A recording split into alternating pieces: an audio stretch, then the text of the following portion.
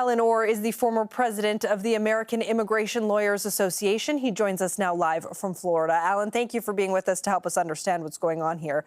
My first question is, what do immigration lawyers mean when they say it's a loophole? What are they getting around here by doing this?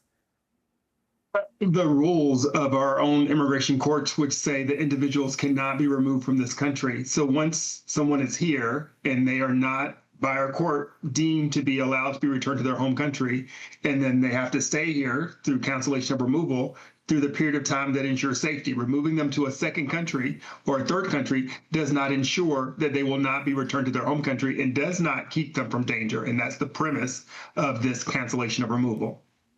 If there is concern about danger, is there an argument that if they're not going to get asylum in America, they could get asylum in this third country, like Liberia is saying people can apply for? So that is something that is prospective, that doesn't really meet the needs of our immigration system right now, because just because they're able to apply doesn't mean that they will be able to apply.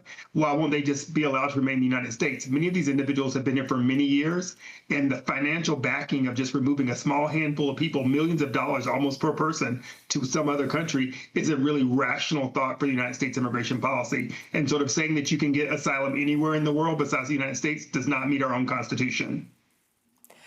So what are countries like Liberia, and it's not just Liberia, there are dozens of other countries that the Trump administration has signed these third-party agreements with. What are they getting out of this? Because as we've been reporting, an extension of visitor visas to Liberians from 12 to 36 months and $124 million in assistance does not seem like very much in order to become part of sort of the administration's immigration plans here.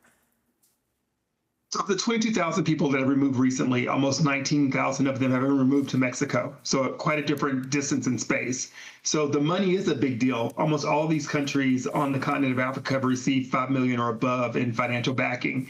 And many of the individuals that are removed there are being detained where they were not detained here. It is important to understand in the United States, an immigration violation is just that. It is a civil immigration violation and should not lead to any type of internment within a prison. And many of these people are being flown to these countries and detained in these countries in a prison system in which they have not received any due process. So the countries are receiving money, basically some would say even involved in somewhat of a slave trade, because we're actually paying countries to basically take these individuals from us and not ensure any of their human rights or due process under the United States.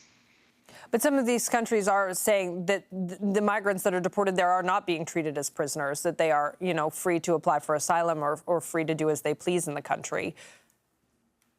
So that's what you've heard. That's not what my experience has led me to see with many of the people who have been removed to the continent. And people who are removed to the continent there may be language barriers. Their family is in the United States. And I don't know how someone can be transplanted to someplace outside of a refugee resettlement and sort of get up to full speed and living their full life there. That doesn't sound right to me. And even if it's reported to you, it should not sound right to you. You mentioned how many people have been deported to Mexico as part of this plan. There's also, however, been a number of Mexicans that have been deported to other third countries. There were, in fact, 2,300 Mexicans sent to Guatemala and Honduras just in the past 24 hours as well. So I wonder how complicated this makes things for immigration lawyers such as yourself that are trying to deal with these cases and seeing not only people being deported to third countries, but also nationals of these third countries being deported to other countries. Well, so a couple of things within the parameters of American law. I can't really represent someone in a foreign court because I'm not a lawyer in their country. So once they're removed from the United States system, it basically removes the right of sort of having any sort of defense for them outside of this country and the hard chance of having them removed. We've seen, a couple of immigrants be returned to the United States for due process, and we're hopeful that this may happen with the change of the administration. Many of these individuals might have some other criminal record which has led to their deportation, but the concept of removing people to the United States and not returning them to their home country is problematic in every way you can possibly think about it. Alan Orr, former president of the American Immigration Lawyers Association, thank you for joining us here on Al Jazeera. We appreciate it. Thank you for having me.